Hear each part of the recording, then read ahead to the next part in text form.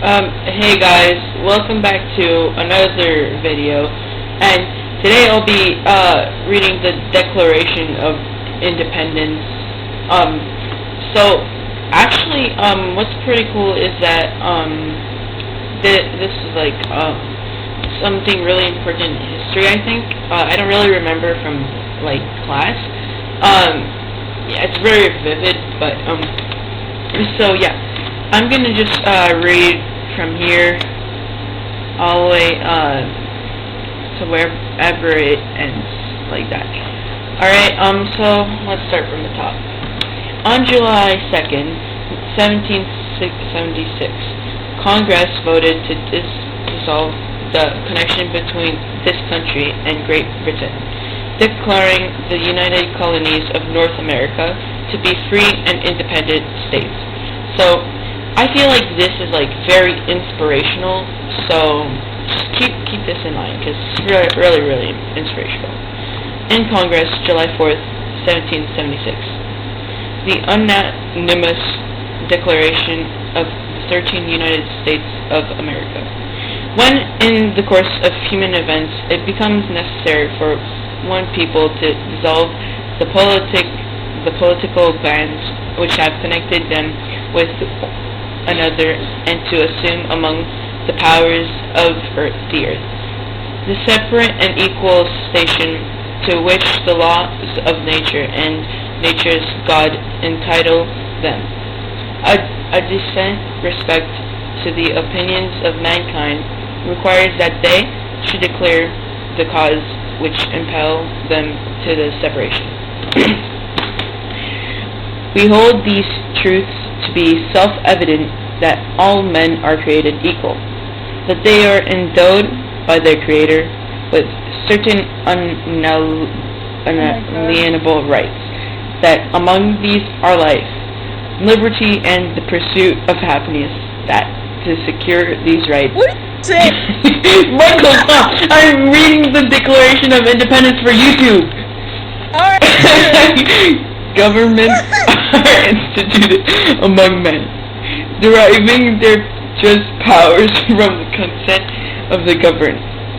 That whenever any form of government becomes destructive of these ends, it is the right of the people to alter or to abolish it, and to institute new government, laying its foundation on such principles and organizing its powers in such form as to them shall seem most likely to affect their safety and happiness.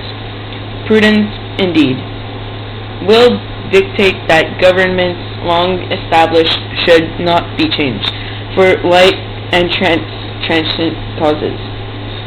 And accordingly, all experience has shown that mankind are more disposed to suffer, while evils are sufferable, than to right themselves by abolishing the forms to which they are accustomed. But when a long train of abuses and usurpations pursuing invariably the same object... Okay, hold up. Hold up. I lost where I was because my friend was bothering me. Okay, I'll just go from I'll just start from my sentence. But when a long train of abuses and usurpations pursuing invariably the same object evinces a design to reduce them under absolute despotism, it is their right, it is their duty to throw off such government, and to provide new guards for their future security. Such has been the patient sufferance of these colonies, and such is now the necessity which constrains them to alter their former systems of government. The history of the present King of Great Britain is a history of repeated injuries and usurpations, all having indirect object the establishment of an absolute tyranny over these states. To prove this, let facts be submitted to a candid world. He has refused his assent to laws, the most wholesome and necessary for the public good. He has forbidden his governors to pass laws of immediate and pressing importance, unless suspended in their operation till his assent should be obtained. And when so suspended, he has utterly neglected to attend to them. He has refused to pass other laws for the accommodation of large districts of people, unless those people would relinquish the right of representation in the legislature, a right inestimable to them and formidable to tyrants only. He has called together legislative bodies at places unusual, uncomfortable, and distant from the depository of their public records. For the sole purpose of fatiguing them into compliance with his measures, he has dissolved representative house repeatedly for opposing with manly firmness his invasions on the rights of the people.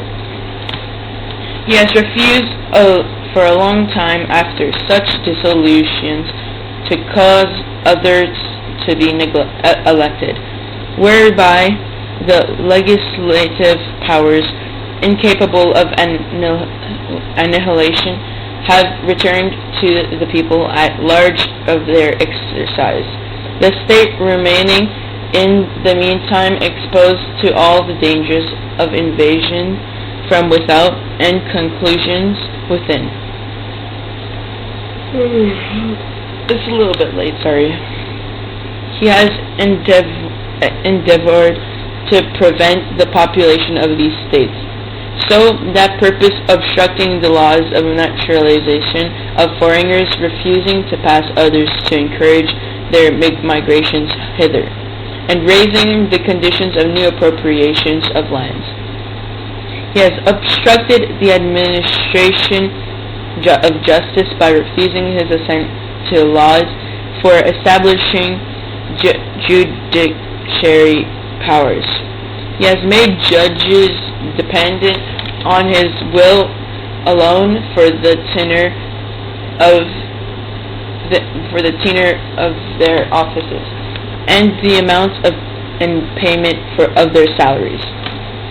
He has erected a multitude of new offices and sent higher swarms to officers to harass our people and eat out their substances.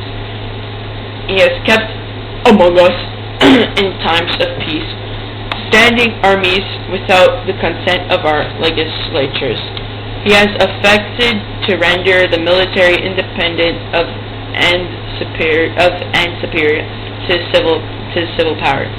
He has combined with others to subject us to jurisdiction foreign to our Constitution, and unacknowledged by our laws, giving his assent to their acts of pretending legislation for quartering large bodies of armed troops among us, for protecting them by a mock trial from punishment for any murders which they should commit of the inhabitants of these states, for cutting off our trade with all parts of the world, for imposing taxes on us without our consent, for depriving us in many cases of the benefit of trial by jury, for transporting us beyond seas to be tried to pretend offenses, for abolishing the free system of English laws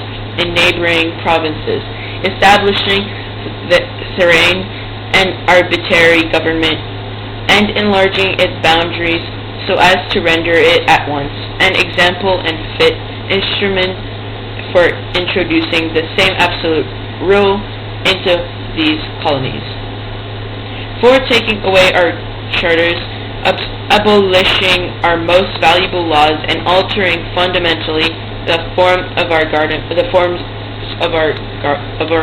government, for suspending our own legislatures and declaring themselves invested with power to legislate for us in all cases whatsoever. He has abdicated government here by declaring us out of his protection and waging war against us. He has plundered our seas, ravaged our coasts, burnt our towns, and destroyed the lives of our people. He is at the time transporting large armies of foreign mercenaries to complete the works of death. This desolation and tyranny already begun with circumstances of cruelty and perfidy. I don't know how to read that, sorry, my bad. Scarcely paralleled in the most barbarous ages, and totally unworthy the head of a civilized nation. He has constrained our fellow citizens taken captive on the high seas to bear arms against their country, to become the executioners of their friends and brethren, or to fall themselves by their hands. He has excited domestic insurrections amongst us, and has endeavored to bring on the inhabitants of our frontiers the merciless Indian savages whose known rule of warfare. His and undistinguished destruction of all ages, sexes, and conditions. In every stage of these oppressions, we have petitioned for redress in the most humble terms. Our repeated petitions have been answered only by repeated injury. A prince whose character is thus marked by every act which may define a tyrant is unfit to be the ruler of a free people. Nor have we been wanting in attentions to our British brethren. We have warned them from time to time of attempts by their legislature to extend an unwarrantable jurisdiction over us. We have reminded them of their circumstances of our immigration and settlement here. We have appealed to their native justice and magnanimity, and we have conjured them by the ties of our common kindred to disavow these usurpations, which would inevitably interrupt our connections and correspondence. They too have been deaf to voice of justice and consanguinity.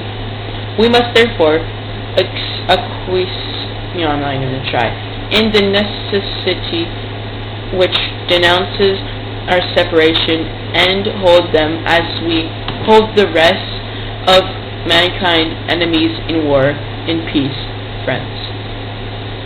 We therefore, the representatives of the United States of America in General Congress, assembled, appealing to the Supreme Judge of the world for the rectitude of our intentions, do, in the name and by authority of the good people of these colonies, solemnly publish and declare that these united colonies are, and of right ought to be, free and independent states, that they're absolved from all allegiance to the British Crown, and that all political connections between them and the state of Great Britain is and out to be totally dissolved, and that as free and independent states they have full power to levy war, conclude peace, contract alliances, establish commerce, and to do all other acts and things which independent states may of right do. And for the support of this declaration, with a firm reliance and protection of divine providence, we mutually pledge to each of our lives, our fortunes, and our sacred honor.